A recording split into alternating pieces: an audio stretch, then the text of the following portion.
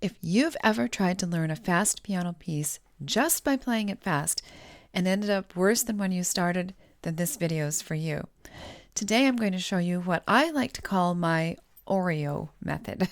It's a simple way to build speed without embedding mistakes. Now, we all know what an Oreo is, right? It's got the cookie on the outside, the frosting on the inside, and then another layer of cookie, right? So we can use this actually when we think about getting faster at the piano.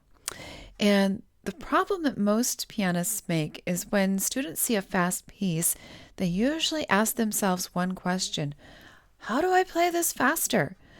But tempo is really the last thing we want to be working on. We need to get the notes right. We need to get the rhythms right. We need to incorporate dynamics. All of these things are part of playing a piece. Speed is the last thing that we need to work on. And the mistakes really that people make at this stage is they just try to play too fast too soon. What ends up happening next is pretty predictable. Wrong notes, uneven rhythm, tension, frustration, and worst of all, those mistakes get locked into muscle memory, which actually slows down progress later on. So instead of guessing, here's a method that gives you speed testing without all the damage. So, what is the Oreo method? The Oreo method is based on 3 consecutive playthroughs of the same section, or a lot of times I will apply this to a whole piece if it isn't like crazy long or something.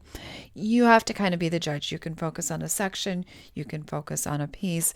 Just do what makes sense for you. At any rate, you're going to think of it just like an Oreo cookie. Accuracy on the outside, speed in the middle, and accuracy again on the outside. Here's how it works. So the first thing you're going to do is you're going to take this piece or section or whatever it is you're focusing on, and the first time you're going to play through it slowly, and you're going to focus on being accurate. Your goal here is to get the notes correct. Make sure you're counting either in your head or out loud. Your hands are relaxed, right? We don't have a bunch of tension. We have good technique. We're concentrating on the dynamics. We're getting as much right as we possibly can. And this is basically where you're teaching your brain and your fingers what correct feels like. And if something is unclear here, it's absolutely going to fall apart later. So this step matters. This step also kind of assumes that you have the basics down and you can play with a reasonable degree of fluency. Okay, then comes step 2. We're going to push the speed. Here is the cream, the frosting in the Oreo. So on the second playthrough, you're going to do something different. You're going to push the tempo closer to performance speed, or at least a couple of steps outside of your comfort zone. Wherever you're comfortable playing it right now, try going just a bit faster. And the key thing here is you're not going to worry about mistakes. This is not a performance, it's a test. So even if you make a mistake, just keep going. All you're doing is taking a mental note inside your mind and thinking, oh, okay, I messed up here. Oh, this feels a little shaky. You're just gathering information. And what you're going to see is that some parts hold together, others fall apart. Some places might feel a little tense. You're getting through them, but maybe just barely. Basically, this is all valuable information. But the thing of it is, we don't stay here.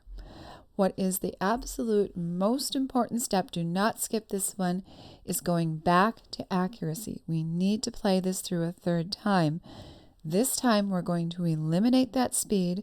We're going to go back down to that slower playthrough that you did in the beginning. We're going to go back to paying attention to the notes, to the counting, and basically we're trying to set all of that accuracy in our mind. And because what happens here really is because that last repetition is what's going to stick. So if you stop with that faster playthrough, there's a good chance you're going to embed mistakes. However, by going back and setting everything in your mind, being correct, that's what your mind is going to remember when you come back and do the same step again tomorrow. So be sure that you don't end fast and messy because you're going to reinforce mistakes. You need to end slowly and correctly so that you're reinforcing quality. This is what protects your technique while still allowing for progress. And the reason that this works is it prevents bad habits from forming. It lets you safely explore faster tempos, but then it actually retrains accuracy after some stress. And after doing this over the course of a few days or maybe a week, something interesting is going to happen.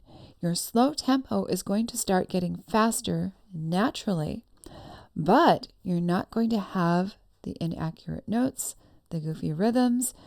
It's all going to be there. You're going to have the speed along with the accuracy.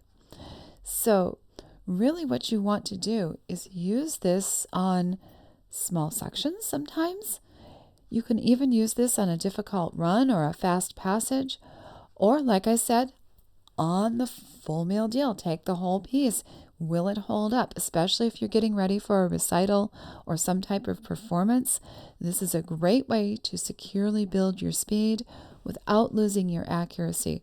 And as you will hear me say in my studio many times, speed is accuracy. So just repeat this 3-step cycle, goodness, I can't even talk, several times over the course of a week.